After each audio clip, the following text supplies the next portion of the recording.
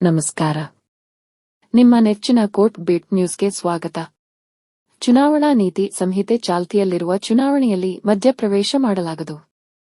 ಬೆಂಗಳೂರು ವಕೀಲರ ಸಂಘದ ಚುನಾವಣೆ ಕುರಿತು ಕರ್ನಾಟಕ ಹೈಕೋರ್ಟ್ ಮಹಿಳಾ ಮೀಸಲಾತಿ ಕೋರಿ ಸಲ್ಲಿಸಿದ್ದ ಅರ್ಜಿ ತಿರಸ್ಕರಿಸಿದ ನ್ಯಾಯಪೀಠ.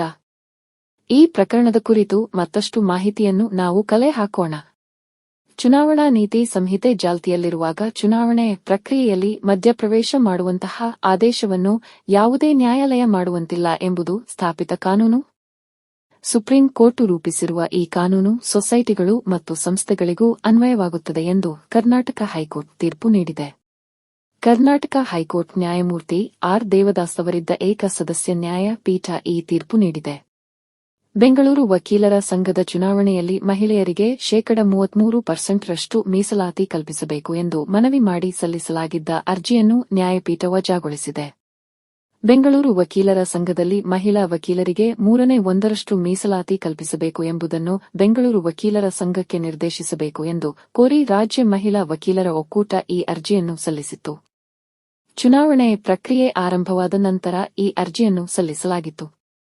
6 ತಿಂಗಳ ಹಿಂದೆ ಮಹಿಳಾ ವಕೀಲರಿಗೆ ಚುನಾವಣೆಯಲ್ಲಿ ಮೀಸಲಾತಿ ಕಲ್ಪಿಸುವಂತೆ ಕೋರಿ ಬೆಂಗಳೂರು ವಕೀಲರ ಸಂಘಕ್ಕೆ ಮನವಿ ಸಲ್ಲಿಸಲಾಗಿದೆ. ಆದರೆ ಈ ಅರ್ಜಿಯನ್ನು ಎಎಬಿ ಪರಿಗಣಿಸಿಲ್ಲ. ಈಗ ಅವಕಾಶ ತಪ್ಪಿದರೆ ಮತ್ತೆ 3 ವರ್ಷ ಕಾಯಬೇಕಾಗುತ್ತದೆ ಎಂದು ಅರ್ಜಿದಾರರನ್ನು ಪ್ರತಿನಿಧಿಸಿದ ವಕೀಲರು ವಾದ ಮಂಡಿಸಿದರು. ಬೆಂಗಳೂರು ವಕೀಲರ ಸಂಘದ ಪರ ವಾದ ಮಂಡಿಸಿದ ನಿಕಟ ಪೂರ್ವ ಅಧ್ಯಕ್ಷ ವಿವೇಕ್ ಸುಬ್ಬಾರೆಡ್ಡಿ, ಬೈಲಾ ತಿದ್ದುಪಡಿಯಾಗದೆ ಮೀಸಲಾತಿ ಕಲ್ಪಿಸಲಾಗದು.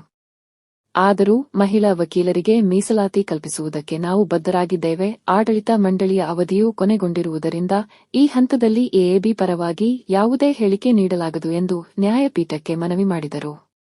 ಈ ಸುದ್ದಿ ನಿಮಗೆ ಇಷ್ಟವಾಗಿದ್ದರೆ ಲೈಕ್ ಕೊಡಿ. ಈ ಸುದ್ದಿಯ ಬಗ್ಗೆ ನಿಮಗೆ ಅನಿಸಿಕೆ, ಅಭಿಪ್ರಾಯ ಹಾಗೂ ಗೊಂದಲವಿದ್ದರೆ ಪ್ರಶ್ನೆಗಳನ್ನು ಕಮೆಂಟ್ ಮೂಲಕ ತಿಳಿಸಿ. ಚಾನೆಲ್ ಸಬ್ಸ್ಕ್ರೈಬ್ ಮಾಡಿರದಿದ್ದರೆ ತಕ್ಷಣ ಸಬ್ಸ್ಕ್ರೈಬ್ ಮಾಡಿ. ಬೆಲ್ ಐಕಾನ್ ಕ್ಲಿಕ್ ಮಾಡಿ. ನಮ್ಮ ಎಲ್ಲಾ ಸುದ್ದಿಗಳನ್ನು ನೋಡಿ ಕಾನೂನಿನ ಜ್ಞಾನ ಪಡೆದುಕೊಳ್ಳಿ. ನಿಮಗೆ ಈ ಸುದ್ದಿ ಉಪಯುಕ್ತವೆನಿಸಿದರೆ ಇನ್ನೊಬ್ಬರಿಗೂ ಶೇರ್ ಮಾಡಿ ತಿಳಿಸಿ. ಧನ್ಯವಾದಗಳು. ನಮಸ್ಕಾರ.